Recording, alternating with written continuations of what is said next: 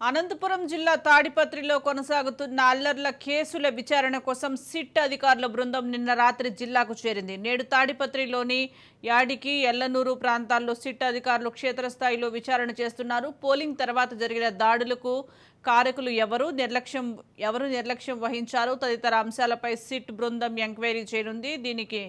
దీనిపై మరిన్ని అప్డేట్స్ తాడిపత్రి నుంచి మా ప్రతినిధి ఆర్కే సూర్య అందిస్తారు.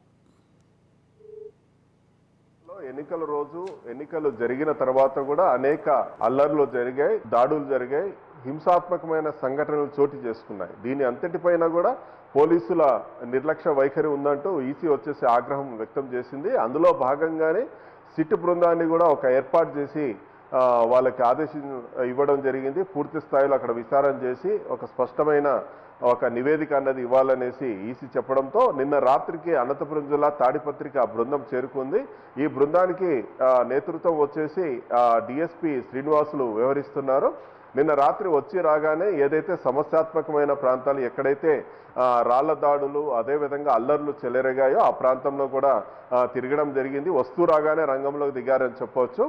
ఏదైతే ఓం శాంతి నగర్లో రాళ్ల దాడి జరిగిందో అదేవిధంగా టీడీపీ నేత సూర్యముని ఇంటిపైన కూడా ఎవరైతే ఈ వైసీపీ నాయకులు దాడి చేశారో దానికి సంబంధించిన ఆధారాలు విచారణ కూడా చేయడం జరిగింది. అదేవిధంగా జేసీ ప్రభాకర్ రెడ్డి ఇంటి ముందర ఉన్న జూనియర్ కాలేజీలో కుప్పలు తెప్పలుగా పడి ఉన్న కంకర్ రాళ్ళు ఏదైతే ఉన్నాయో దాంతోనే పరస్పర దాడులు జరిగాయి.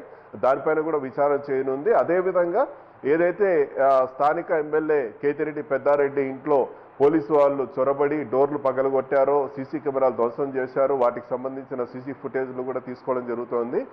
ఒక చిన్న స్థాయి అధికారి దగ్గర నుంచి ఉన్నత స్థాయి అధికారి వరకు కూడా పూర్తి స్థాయిలో విచారణ తీసుకునే అవకాశం ఉన్నట్టు మనకు కనిపిస్తోంది. ఈరోజు తాడిపత్రి పట్టణంతో పాటు ఏదైతే కొన్ని చెదురుముదురు ఘటనలు జరిగాయో ఎల్లనూరు కావచ్చు, యాడికి కావచ్చు, అటువంటి ప్రాంతాల్లో కూడా విచారణ చేసే అవకాశం ఉన్నట్టుంది. ప్రస్తుతం వచ్చేసి ఈ సిట్ అధికారులు ఇప్పుడు రూరల్ పోలీస్ స్టేషన్తో పాటు అర్బన్ పోలీస్ స్టేషన్లో కూడా ఏదైతే ఫైల్స్ ఉన్నాయో అవన్నీ కూడా పరిశీలన చేస్తున్నారు. దీనికి మీడియా అనుమతులు లేవంటూ ఆ మీడియాని కూడా పక్కన పెట్టడం జరిగింది. ఏదైతే నివేదిక పూర్తి వచ్చిన తర్వాత మాట్లాడే అవకాశం ఉన్నట్టు కూడా మనకు తెలుస్తోంది. ఇప్పటికైతే వాళ్ళు మీడియాతో మాట్లాడడం లేదు.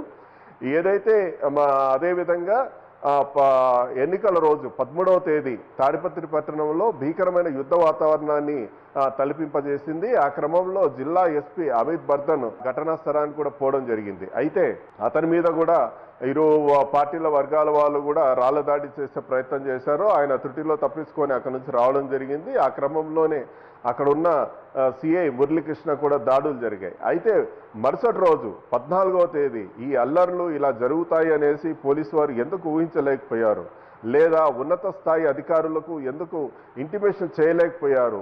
ఇదంతా వైఫల్యము, పైగా పోలీసు వారు నిర్లక్ష్యంగా వ్యవహరించారు అంటూ కూడా ఒక మనకు అయితే తెలుస్తోంది. దీనిపైన కూడా విచారణ చేస్తున్నారు.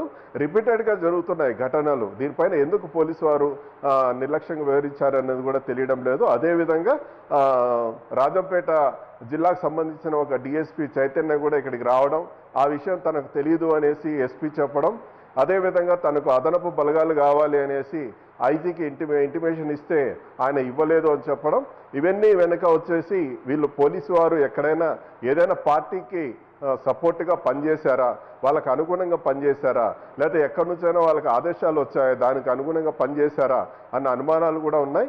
ఈ క్రమంలోనే ఎస్పీని కూడా సస్పెండ్ చేయడం జరిగింది. నిన్ననే కొత్త ఎస్పీగా గౌతమి శాలి కూడా వచ్చేసి ఇక్కడ ఛార్జ్ తీసుకోవడం జరిగింది.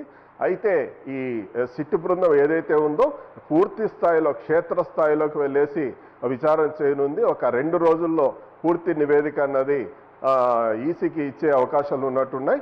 అదేవిధంగా తీసుకుంటే ఇప్పటికే దాదాపుగా తాడిపత్రిలో 91 మంది మీద కేసులు నమోదు చేశారు. వాళ్ళందరూ కూడా రిమాండ్ పంపించారు. అనేక మంది ఏదైతే దాడుల్లో ఇన్వాల్వ్మెంట్ ఉందో వాళ్ళు కూడా ఊరు వదిలిపోవడం జరిగింది. ఈ విచారణ అనంతరం వారి మీద కూడా కేసులు పెట్టే అవకాశం ఉంది. ఇంకా అదనపు సెక్షన్లు కూడా చేర్చే అవకాశం ఉంది అన్నట్టు కూడా మనకు పూర్తి సమాచారం అందుతోంది. ఏదేమైనప్పటికీ కూడా ఈ ఎన్నికల అనంతరం వచ్చేసి తాడిపత్రిలో 144 సెక్షన్ అనేది నడుస్తోంది. పైగా నిన్ననే మనం చూసామంటే చెన్నై నుంచి దాదాపుగా స్పెషల్ ఫోర్స్ కూడా రప్పించడం జరిగింది. నిన్న తాడిపత్రి పట్టణంలో కవాతు కూడా నిర్వహించారు. ఎప్పుడు ఏ క్షణం ఏమవుతుందో కూడా తెలియని పరిస్థితుల్లో సామాన్యులు కూడా చాలా అవస్థలు పడుతున్నారు. తాడిపత్రి పట్టణంలోకి ఎవరన్నా లోపలికి వెళ్ళాలన్నా, తాడిపత్రి నుంచి బయటికి రావాలన్నా ఆధార్ కార్డు చూపించాలి, కారణం చెప్పాలి. ఇటువంటి పరిస్థితి అనేది ఉంది.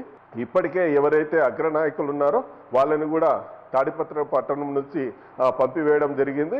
అదేవిధంగా కొంతమందిని హౌస్ అరెస్ట్ అనేది చేశారు.